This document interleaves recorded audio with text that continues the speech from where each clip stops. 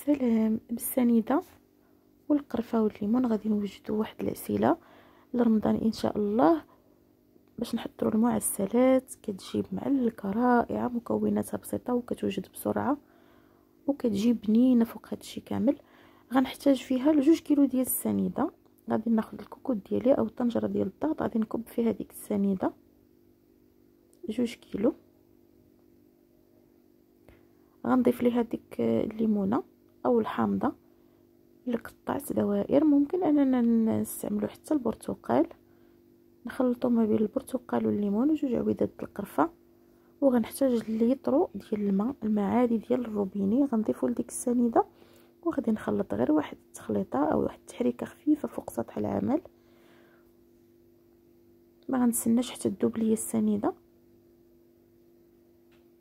غير غنحرك هكا غير الماء يتخلط ليا مع السنيده صافي. وغادي نسد الكوكوط ديالي وغنديها على نار متوسطه.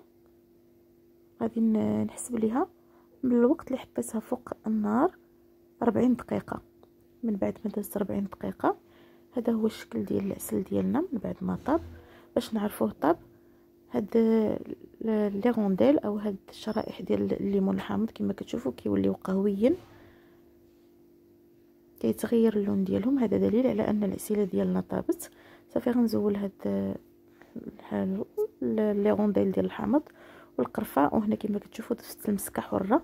ممكن تدقوها او تضيفوها هكاك لانها غادي تذوب بالسخونيه. حولت الكوكوط ديالي الفوق العافيه او فوق النار وغادي نخليها تغلى غير تقريبا واحد 3 ديال الدقائق صافي. وغادي نطفي عليها من بعد ما توصل لهذا المستوى ديال الغليان 3 حتى 2 ديال الدقائق. من بعد غادي نصفيها ونضعها في القراع. انا كنحيدها من الكوكوط وهي باقا سخونه، حيت مني ترتاح العسيله وتبرد كتلصق في الكوكوط، النص ديالها كيبقى عالق في الكوكوط.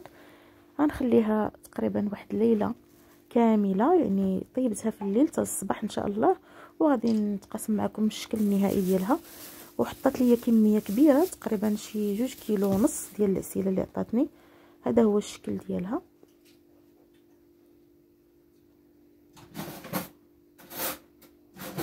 باش نعرفوا ان العسيله ديالنا ناجحه 100%، راه ما كتقطعش مني كنهز بالمعلقه، كتطلع خيط واحد ما كتقطعش بصفه نهائيه. والمذاق ديالها جا رائع. جربوا الطريقه ديالي وردوا عليا، غادي تعجبكم ان شاء الله.